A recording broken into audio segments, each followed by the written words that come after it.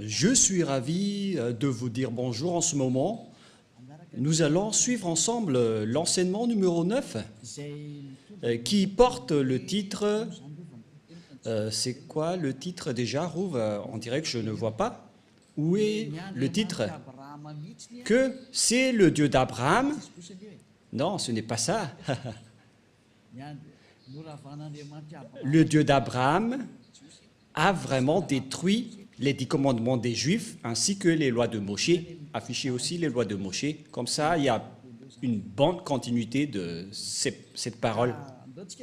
Et donc, nous allons d'abord prier ensemble pour suivre cette parole, car ce titre est vraiment merveilleux, surtout pour ceux qui observent les 10 commandements, car nous voyons bien que ceux qui observent les 10 commandements sont des pécheurs, selon les chefs religieux, car c'est le Dieu qui les a fait observer. Ceux-là qui sont des faux dieux, qui rendent les gens pécheurs, c'est la preuve qu'ils suivent des dieux pécheurs. J'espère que vous soyez conscients. Et donc, nous sommes encore arrivés à cet enseignement que nous allons suivre ensemble. Aujourd'hui, nous sommes à l'enseignement numéro 9 qui porte le titre que le Dieu d'Abraham a vraiment détruit les 10 commandements juifs ainsi que les lois de Moshe ou Moïse selon les catholiques romains. Quelle est la raison pour laquelle ce Dieu les a détruits? Mais qu'est-ce qu'il a détruit tout d'abord? Et donc, il a détruit les 10 commandements. Mais nous allons donc montrer les preuves que celui qui a vraiment détruit les 10 commandements et les lois de Moshe, c'est ce Dieu d'Abraham. Ce n'est pas son fils qui les a détruits en premier, mais c'était le Père, le Dieu d'Abraham, qu'on appelle avec le nom de Yahva, Yahva. C'est lui qui les a détruits. Et aujourd'hui, Elia va vous prouver avec amour, avec grand amour, que c'est ce Dieu qui les a détruits. Donc, il ne faut plus les observer. Ça va être de la folie si vous allez encore les observer, car il les a déjà détruits. Alors pourquoi vous allez encore les observer? Nous allons donc voir pourquoi il les a détruits. Nous allons regarder la parole qui précise que c'est lui qui les a détruits. Nous allons courir vers la parole de Ésaïe, Ésaïe 66, 3. Ésaïe 66, 3. Et Elia espère que vous soyez le bienvenu pour suivre Elia. Et nous irons ensemble chez Yahushua. Nous allons traverser ensemble toutes les galaxies en voyageant dans le VSCC. Je vais parler du terme VSCC car ça va arriver. J'ai déjà enseigné que ça veut dire le vaisseau spatial des ciels et des cieux. C'est Elia qui a inventé ce nom. C'est un nom pour vous les humains, mais ce n'est pas son vrai nom chez nous. Mais c'était un nom adapté pour vous, qu'on peut créer pour les humains. Et donc, nous avons créé le nom du vaisseau spatial des ciels et des cieux. C'est cet engin qui va transporter tous les ZA, tous les fils du Très-Haut, pour aller au ciel des cieux. C'est vraiment merveilleux. Ésaïe 66, 3. Et c'est quoi la suite déjà? Et on va continuer avec le verset 4 après. Celui qui immole un bœuf est comme celui qui tuerait un homme. Il y avait donc des bœufs qu'on a offerts en sacrifice auparavant. Et donc, selon le Père Yahva, celui qui immole un bœuf, c'est comme celui qui tuerait un homme. C'est bien clair alors qu'il ne faut plus observer les 10 commandements ainsi que les lois de Moshe. Celui qui sacrifie un agneau est comme celui qui rompait la nuque à un chien.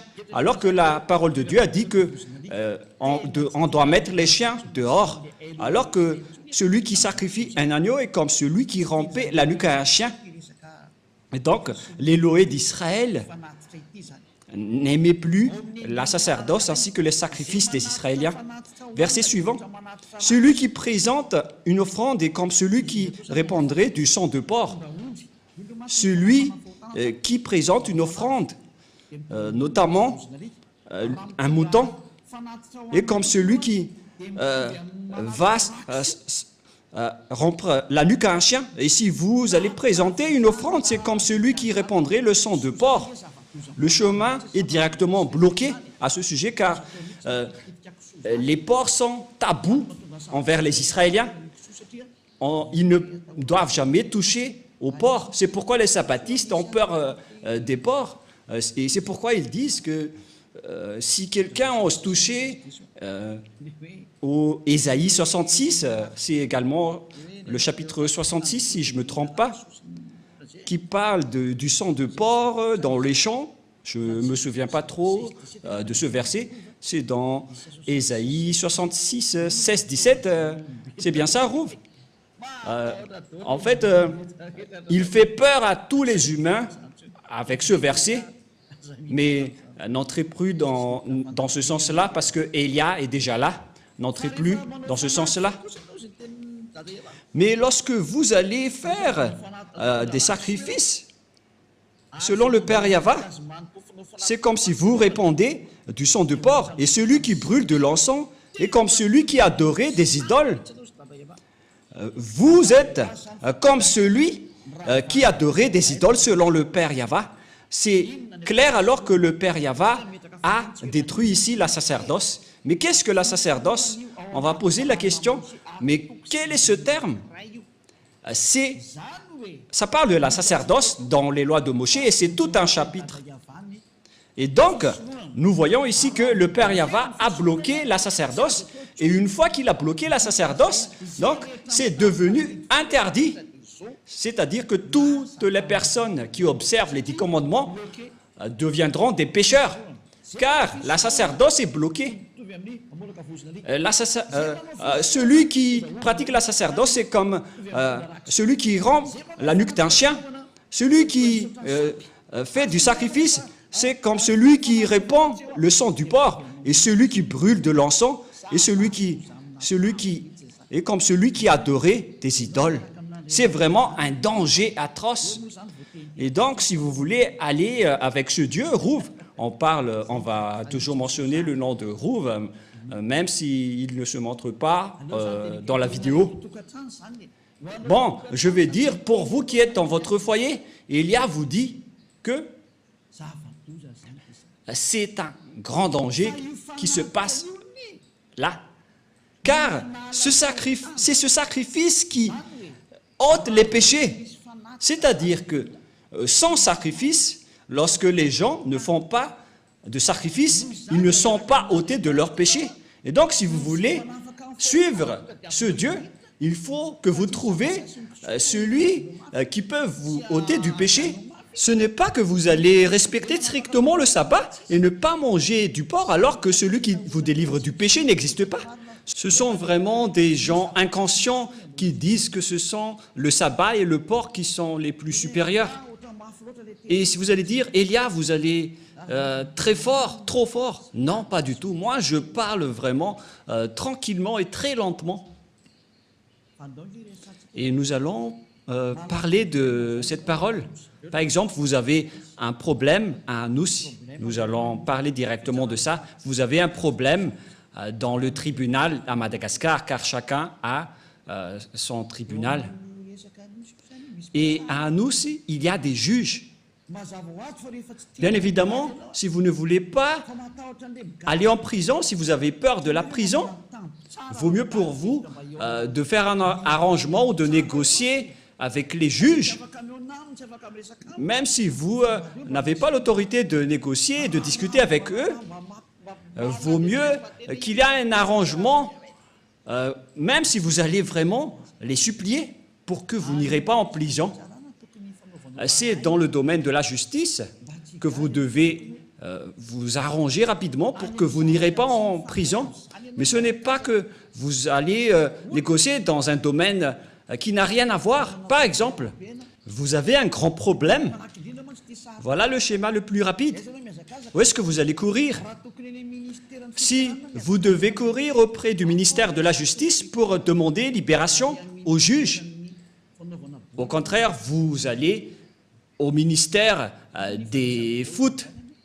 Mais quel est le rapport avec le foot ou le sport avec cela, que vous allez courir auprès du ministère des Sports. Ils ne vont pas se soucier de vous.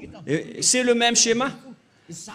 La loi de l'expiation des péchés se trouve dans le Lévitique chapitre 16 que vous devez rechercher parce que vous courez auprès des livres des sabbats et de ne pas manger des porcs. Et vous utilisez ça pour faire peur aux gens. Et moi, je suis étonné que tout le monde ait peur. Vous avez vraiment su les frapper. Mais maintenant, le salut des gens est arrivé. C'est vous qui êtes blâmés par Élia, alors soyez conscients.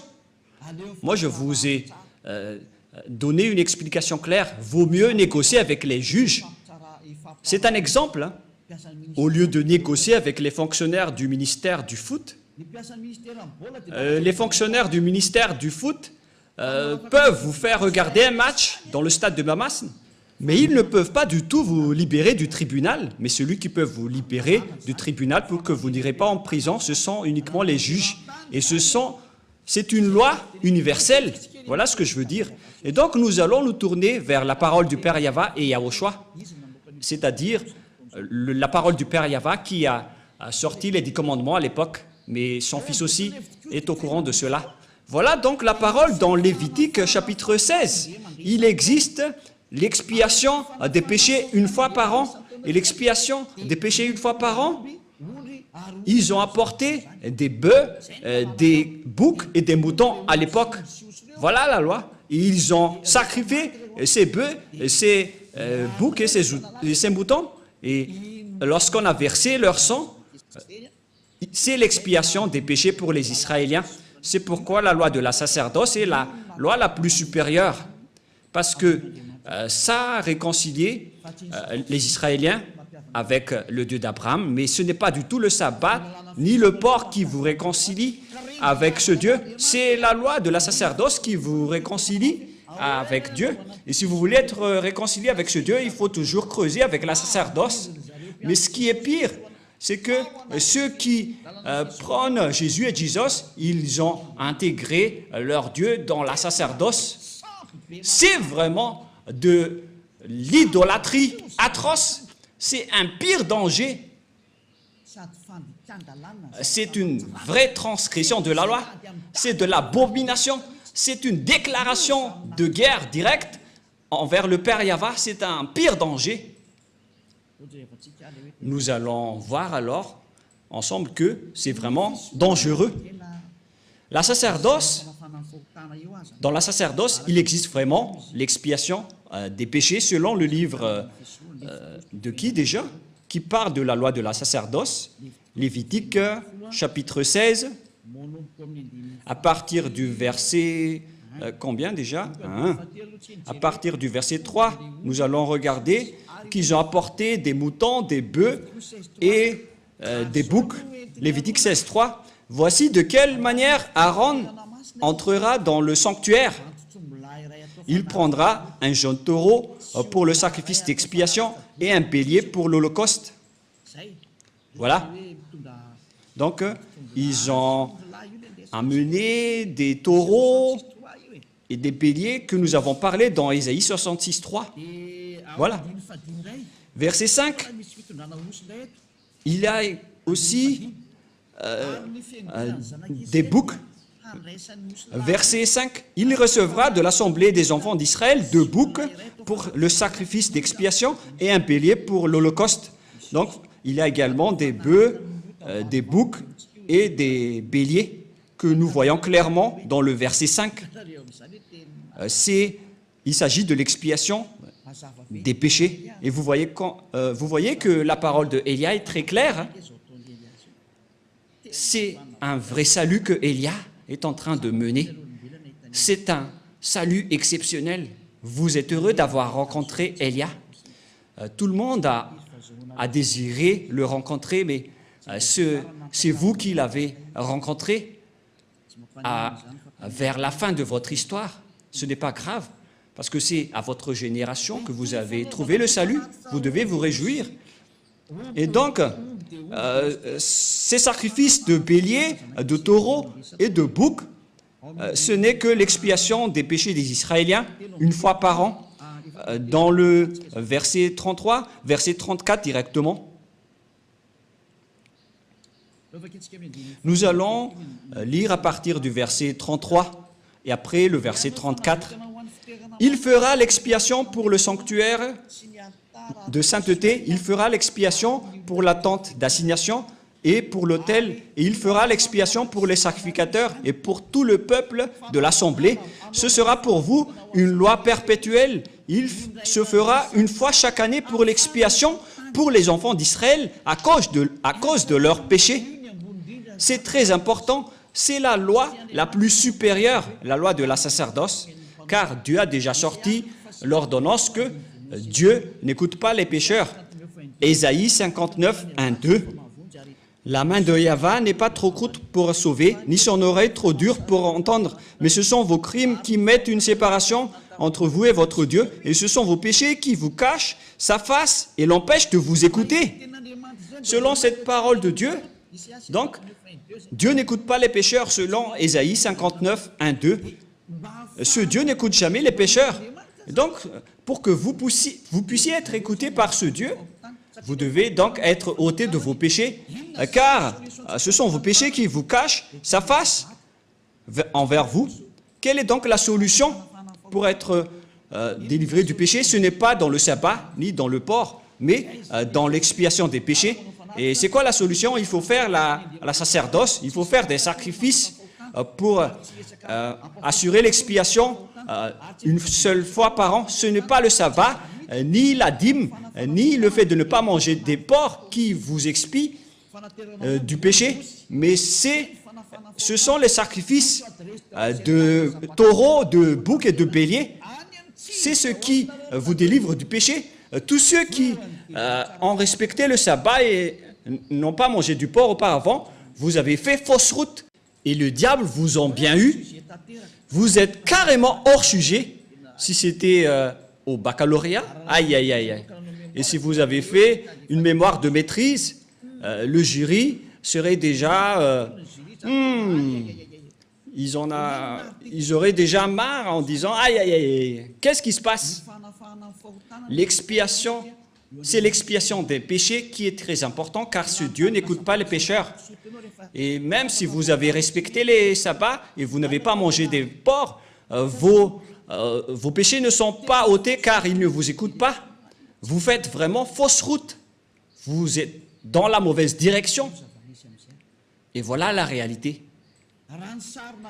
Selon l'image dans le livre de Lévitique, il faut donc offrir les sacrifices pour que vous seriez ôtés de vos péchés. Mais qu'est-ce que le Père Yahvé a fait? Il a bloqué la sacerdoce dans Ésaïe 66, 3. Quelle est la raison? Parce qu'il a déjà averti, mais les Israéliens n'ont pas écouté. Il a déjà averti, mais les Israéliens ne se sont pas souciés. Et au final, il a coupé la liaison avec eux en interdisant les sacrifices. C'est-à-dire, celui qui a bloqué et arrêté les 10 commandements en premier, c'est le Père Yahvé,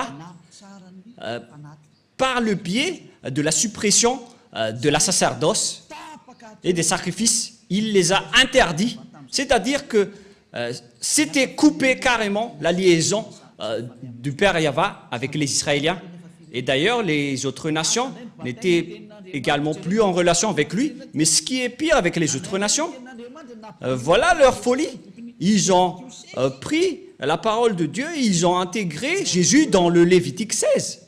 Mais Rouve, c'est vraiment un pire danger abominable. Mais qu'est-ce qui se passe? Oh, les autres nations, mais qu'est-ce que vous avez fait? Oh, les religieux, qui vous a autorisé de faire ce schéma? C'est le Père Yahvé qui l'a bloqué. Et vous osez l'intégrer. Vous osez intégrer Jésus à la place du Lévitique chapitre 16. Mais qui vous a fait faire cela? La réponse, c'est le diable qui a fait cela, qui vous a ordonné à faire cela et tout le monde y croit. Il vous dit, prions ensemble et tout le monde dit Amen. Alors que c'est un grand danger qu'ils vous ont ordonné de faire. Oh les gens, Est-ce que vous ne comprenez pas cette parole? J'espère que vous comprenez cette parole, car la raison pour laquelle le Père Yahva a arrêté cela, nous allons voir cela. Quelle est la raison? C'est à cause des péchés des Israéliens. Nous allons également chercher un autre verset. Nous allons lire ensemble. Ou déjà? Nous allons lire Ésaïe chapitre 2. Ésaïe chapitre 2, versets 6 et 8. Ésaïe 2. Ésaïe chapitre 2, à partir du verset 6 jusqu'au verset 8. Ésaïe 2, 6 à 8. Car tu as abandonné ton peuple, la maison de Jacob. Pour quelle raison? Parce qu'ils sont pleins d'Orient et adonnés à la magie comme les Philistins, et parce qu'ils s'allient aux fils des étrangers, les Israéliens ont trahi ce Dieu. Ils se sont transformés en idoles. Le pays est rempli d'argent et d'or, c'est-à-dire des idoles. Et il y a des trésors sans fin. Le pays est rempli de chevaux et il y a des chars sans nombre. Le pays est rempli d'idoles. Ils se prosternent devant l'ouvrage de leurs mains, devant ce que leurs doigts ont fabriqué. Voilà le grand danger que les Israéliens ont fait. C'est vraiment un pire danger. Les Israéliens ont pratiqué l'idolâtrie. C'est pourquoi Jérémie, le prophète, s'est toujours levé pour dire « Revenez parce que ce n'est pas correct ce que vous faites. » Au final, le Père Yahva était en colère et c'était un danger qui est arrivé aux Israéliens. C'est vraiment atroce. Nous allons encore rechercher un autre verset. Nous allons encore regarder une autre parole de Dieu dans Ésaïe, chapitre 1, verset 4. Ésaïe, chapitre 1, verset 4. Nous allons commencer à partir de ce verset. Et après, nous allons voir le verset 15. Ésaïe 1,4. Malheur à la nation pécheresse, au peuple chargé d'iniquité, à la race des méchants, aux enfants corrompus. Ils ont abandonné Yahva, ils ont méprisé le Saint d'Israël, ils se sont retirés en arrière. Vous voyez? Verset 5. Quel châtiment nouveau vous infligez quand vous multipliez vos révoltes? Les Israéliens n'arrêtent pas de se révolter. La tête entière est malade et tout le cœur est souffrant. De la plante du pied jusqu'à la tête, rien n'est en bon état. Ce ne sont que blessures, contusions et plaies vives qui n'ont été pansées, ni bandées, ni adoucies par l'huile. Verset 7. Voilà la colère du Père Yahva envers les Israéliens. Votre pays est dévasté. Vos villes sont consumées par le feu. Des étrangers dévorent vos campagnes sous vos yeux. Ils ravagent et détruisent comme des barbares. Et la fille de Zion est restée comme une cabane dans une vigne, comme une hutte dans un champ de concombres, comme une ville épargnée. Et nous allons sauter et courir vers le verset 15. Nous allons voir une parole dans le verset 14, tout d'abord. Ou bien on va commencer à partir du verset 13. Verset 13. Voilà la parole. Cessez d'apporter de vaines offrandes. J'ai en horreur l'encens, les nouvelles lunes, les sabbats et les assemblées. Je ne puis voir la crime s'associer aux solennités. Mon âme hait vos nouvelles lunes et vos fêtes. Elles me sont à charge. Je suis là de les supporter. Quand vous étendez vos mains, je détourne de vous mes yeux. Quand vous multipliez les prières, je n'écoute pas. Vos mains sont pleines de sang. C'est le Père Yahva qui a déclaré que vous ne me convenez plus. Et il a donné conseil au verset 16. Lavez-vous, purifiez-vous, ôtez devant mes yeux la méchanceté de vos actions, cessez de faire le mal. Mais les Israéliens n'ont pas suivi ce conseil. Au contraire, ils ont pratiqué l'idolâtrie. Et nous allons également chercher ce verset, car au contraire, ils ont pratiqué les idolâtries selon le livre de Jérémie 16, à partir du verset 9 et 18. Jérémie chapitre 16, Jérémie 16, 9. Ici, le Père Yahva était vraiment en colère. Jérémie 16, à partir du verset 9. « Car ainsi parle Yahva des armées, le Dieu d'Israël.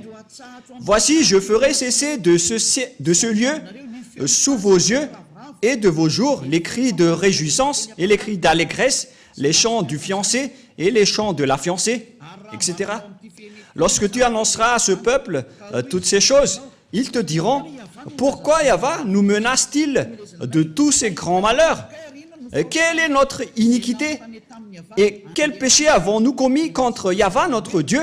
Alors tu leur répondras, car les Israéliens étaient vraiment fiers ici de dire, mais qu'est-ce que nous avons fait?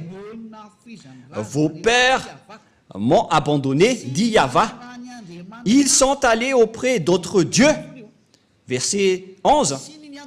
Ils les ont servis et se sont prosternés devant eux. Ils m'ont abandonné et ils n'ont point observé ma loi. Et vous avez fait le mal plus encore que vos pères. Et voici, vous suivez chacun les penchants de votre mauvais cœur pour ne point m'écouter. Je vous transporterai de ce pays dans un pays que vous n'avez point connu, ni vous ni vos pères.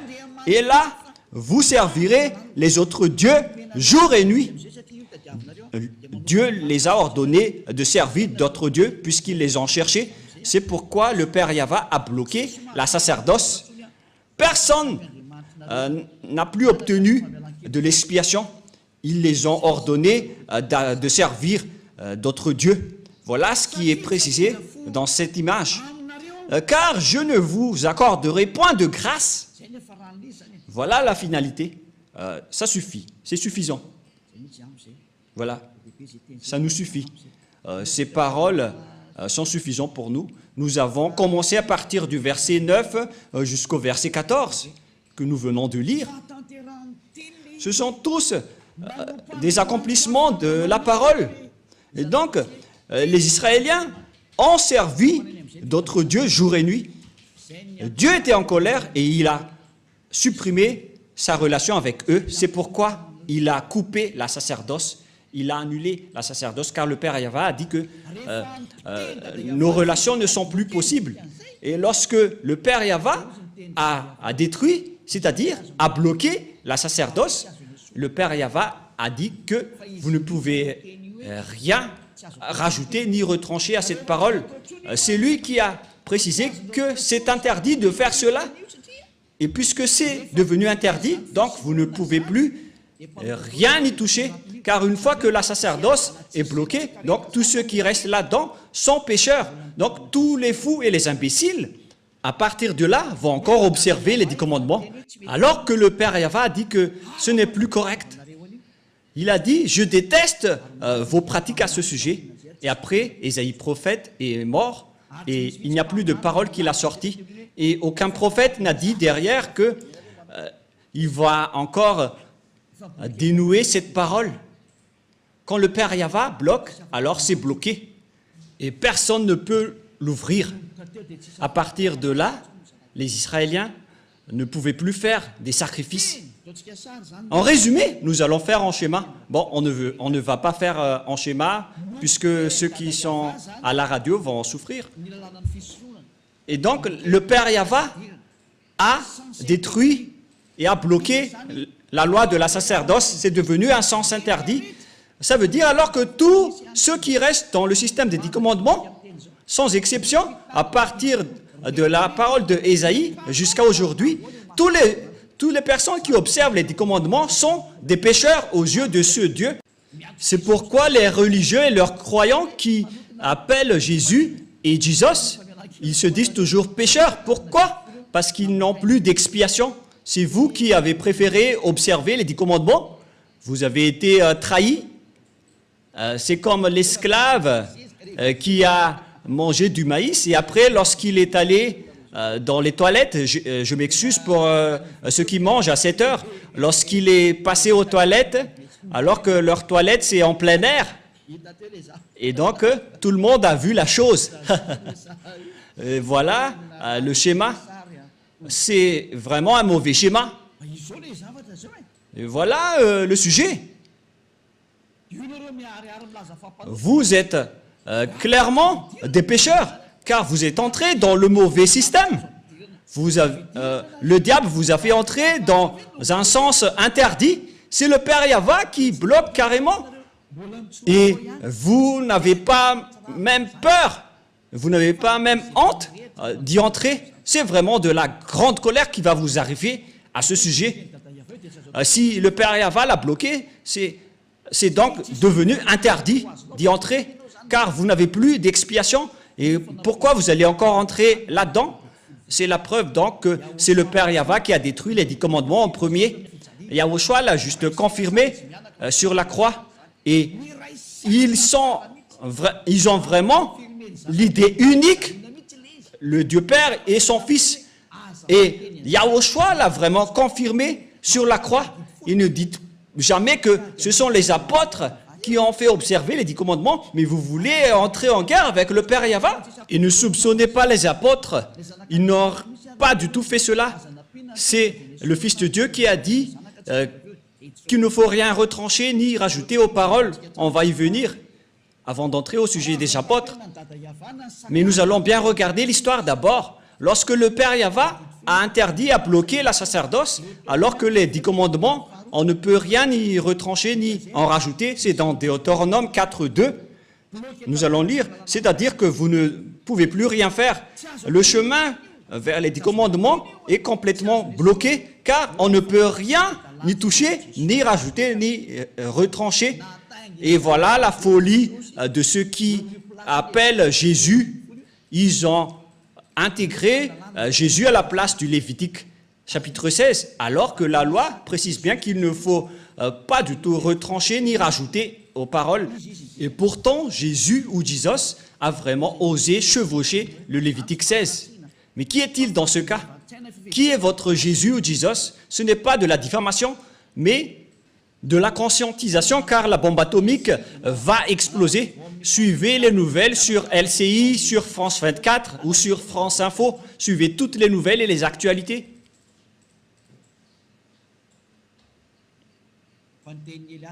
Mais la parole de Élia va s'accomplir et ça va être subi par cette planète Terre.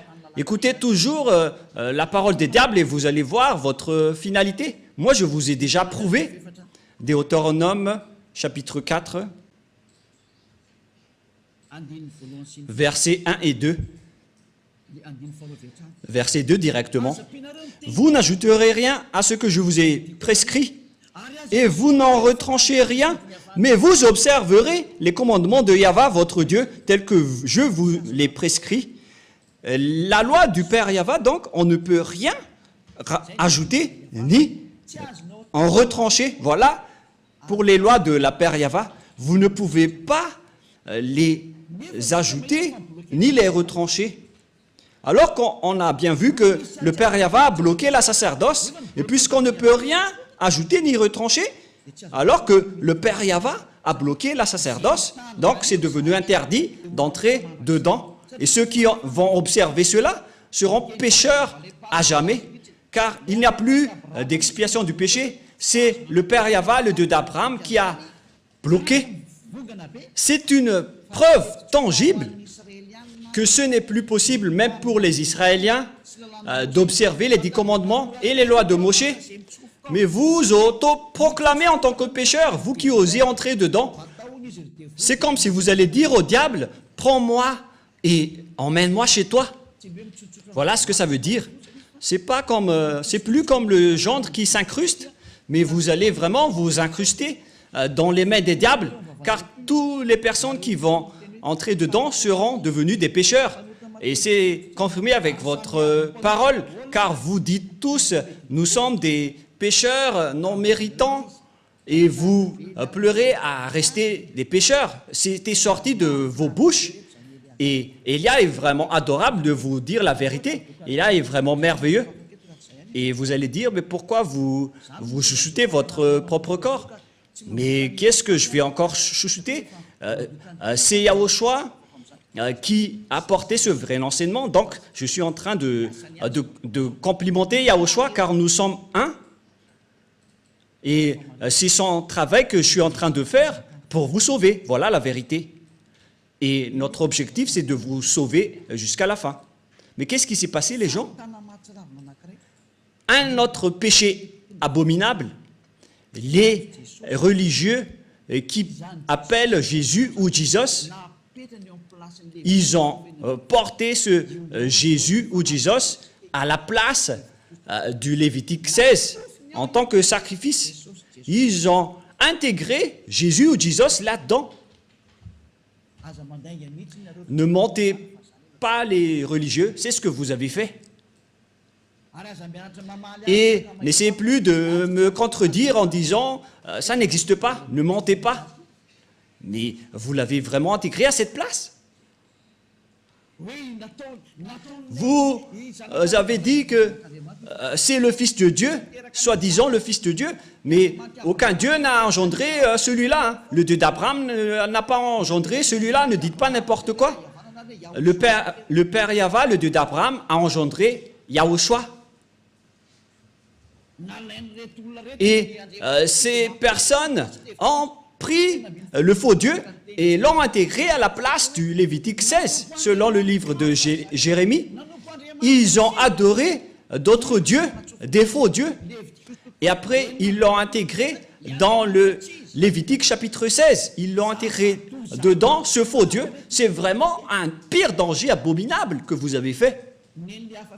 Et pour les autres nations, ils n'ont pas simplement adoré des faux dieux, mais ils ont également intégré ce faux Dieu à la place du Lévitique 16. C'est vraiment un sacrilège selon les catholiques romains.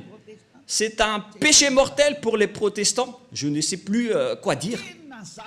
C'est vraiment un pire danger abominable que vous avez fait, les humains, alors que vous venez de voir la loi, qu'il ne faut rien retrancher ni rajouter aux paroles. Alors que, et pourtant, vous avez osé, lorsque la sacerdoce était bloquée, vous avez pris Jésus ou Jesus et vous l'avez intégré dedans.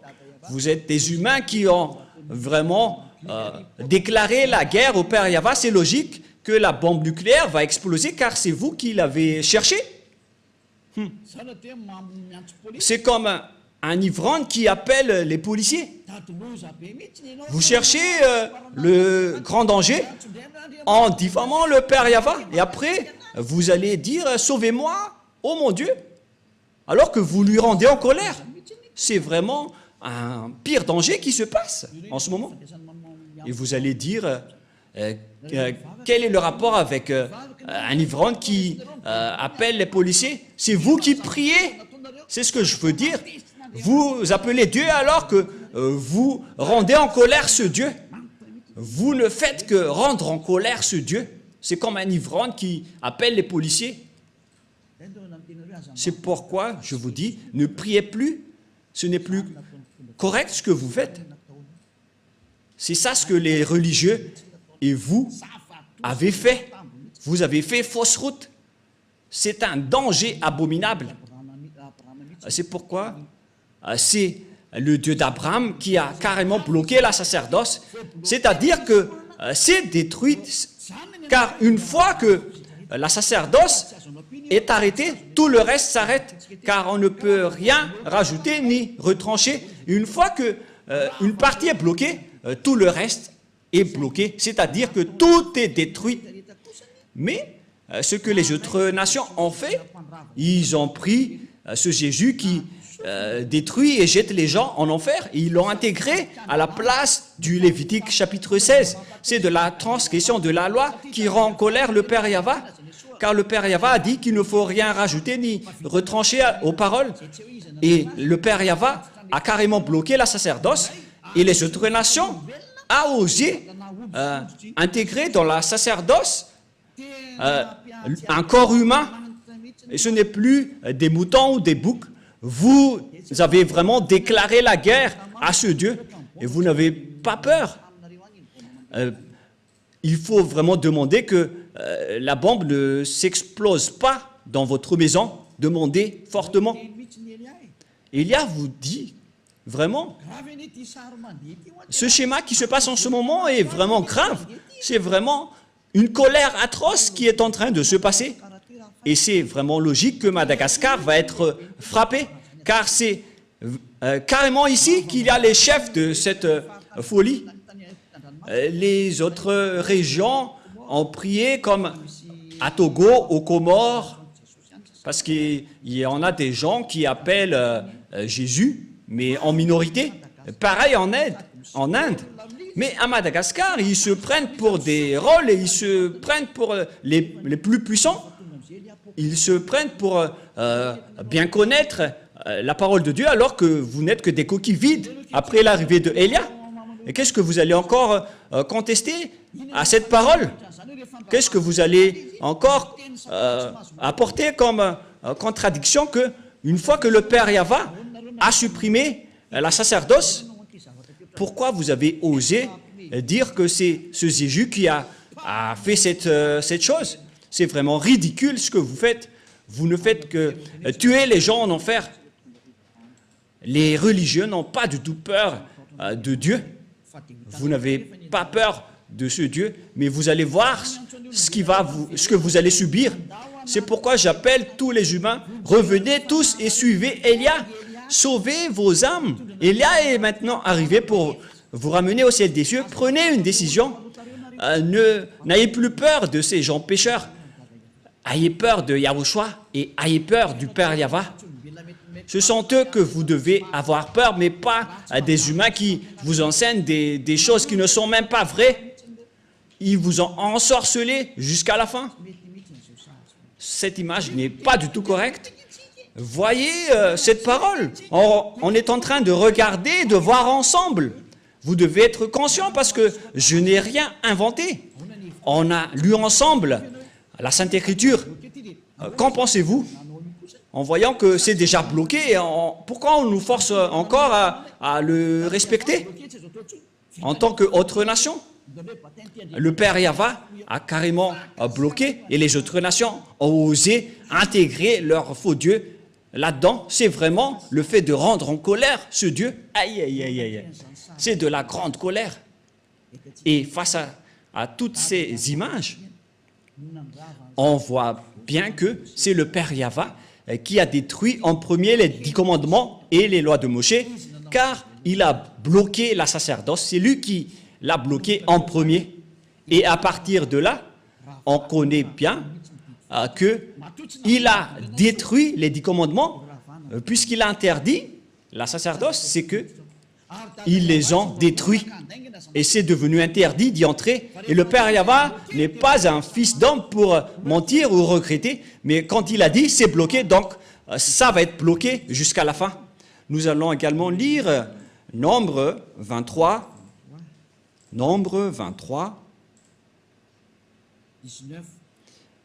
19. Nombre 23, 19.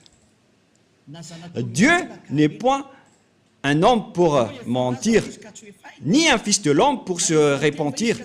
Ce qu'il a dit, ne le fera pas-il? Ce qu'il a déclaré, ne l'exécutera-t-il pas? Ce Père Yahva, donc, il n'est pas comme un humain pour changer de langue ou pour changer. Mais quand il a dit, c'est bloqué, donc c'est bloqué jusqu'à la fin et on ne peut plus y toucher. Ce n'est pas comme vous qui bloquez et qui débloquez. Il n'est pas un humain. Mais lorsqu'il a dit que c'est bloqué, et ça va être bloqué jusqu'à la fin, et vous ne pouvez plus y toucher. Et c'est quel genre d'humain alors qui a osé toucher à sa parole? À vous de penser, car c'est un adversaire de Dieu d'Abraham qui a fait intégrer le faux Dieu à la place du Lévitique 16. Gare à vous si vous allez encore suivre ce dernier, mais moi je vous dis, suivez Yahva maintenant, suivez-le, suivez Yahva, suivez Elia, nous irons en Yahushua, nous irons auprès du Père Yahva. La parole est très claire. Et une fois que le Père Yahva a bloqué la sacerdoce, tous ceux qui vont entrer dedans seront des pécheurs. Et si vous êtes pécheur, Dieu ne vous écoute pas, c'est le diable qui vous écoute. Et voilà justement, tous ceux qui sont rentrés dedans ont fait du n'importe quoi jusqu'à importer le faux Dieu à la place de la sacerdoce du Lévitique 16. Et vous ne pensez pas que ce n'est pas encore de la grande colère qui est avec le Père Yahva en ce moment. Je vous dis qu'il est vraiment à l'extrême de sa colère. Parce qu'une fois que le Père Yahva a coupé, tous ceux qui vont oser rentrer dedans vont devenir des pécheurs. Mais les gens ont vraiment déclaré la paix du Père Yahva en entrant dedans. C'est vraiment un danger. Et nous allons terminer ainsi en disant que c'est le Père Yahva, c'est le Dieu d'Abraham qui a arrêté la sacerdoce. C'est-à-dire que cette dernière est détruite, car on ne peut plus rien y faire. Et avec ce schéma, puisqu'on ne peut plus rien faire avec les 10 commandements et les lois de Moshe, c'est pourquoi son fils est arrivé. Et la mission de son fils, c'est pour confirmer sa destruction. Comme le Père Yahva a bloqué et les a interdits, il les a cloués sur la croix pour mettre en place la nouvelle alliance, car l'alliance des 10 commandements des Israéliens, on ne peut plus rien y faire.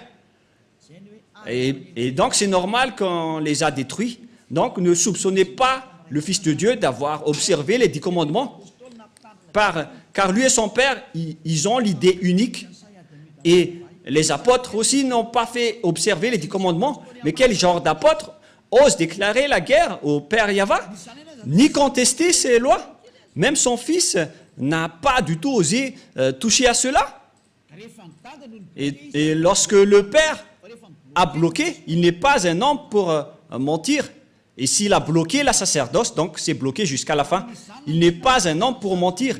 Et même son fils n'a pas dénoué ce schéma, mais il les a détruits et confirmés sur la croix pour instaurer la nouvelle alliance, car l'alliance des 10 commandements, ça a été détruit par le Père Yahva et qu'on ne peut plus y entrer. Et pour instaurer la nouvelle alliance, il faut détruire l'ancienne. C'est pourquoi aucune personne ni autorité ne peut enfreindre la parole du Père Yahva. Et lorsqu'il a dit qu'on ne peut plus faire la sacerdoce, donc les 10 commandements sont détruits, car c'est la sacerdoce qui est la base de toutes les lois. Et puisque la sacerdoce est détruite, notamment le Lévitique chapitre 16 au complet, et lorsque le livre du Lévitique chapitre 16, qu'on ne peut rien y retrancher ni rajouter, sont détruites, donc on ne peut plus y rester.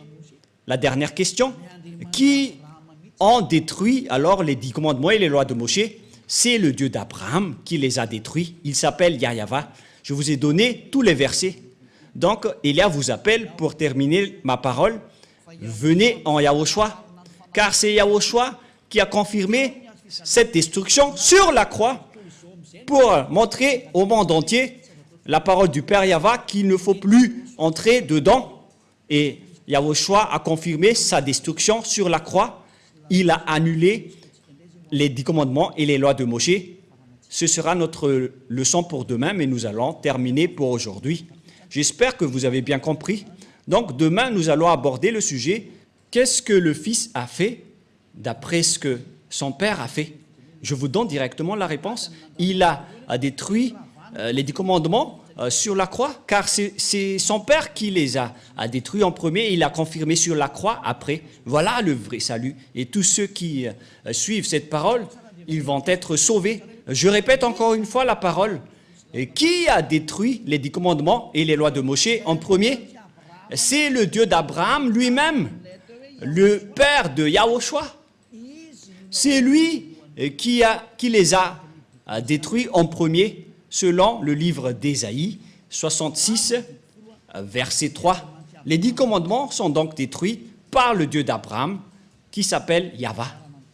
La parole se termine. Nous allons encore prier ensemble pour terminer cet enseignement.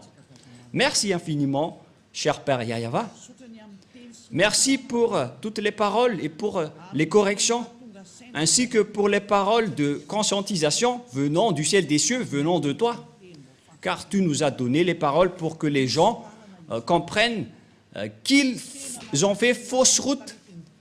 Ils ont emprunté les chemins du diable, tous les humains. C'est le jour de leur salut.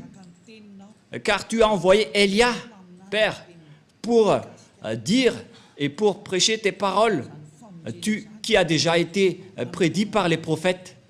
Le jour de ce salut est arrivé à travers Élia, pour faire revenir le cœur du Père auprès du Fils et pour faire revenir le cœur des fils au Père. Sauve les gens, Père Yahva. Sauve les gens pour qu'ils soient bien revenus vers toi. Sauve les âmes qui cherchent le salut pour qu'ils soient bien revenus chez toi, Père Yahva. Pour que tous ceux qui écoutent Élia soient conscients. Pour que tous ceux qui écoutent cette vérité deviennent conscients.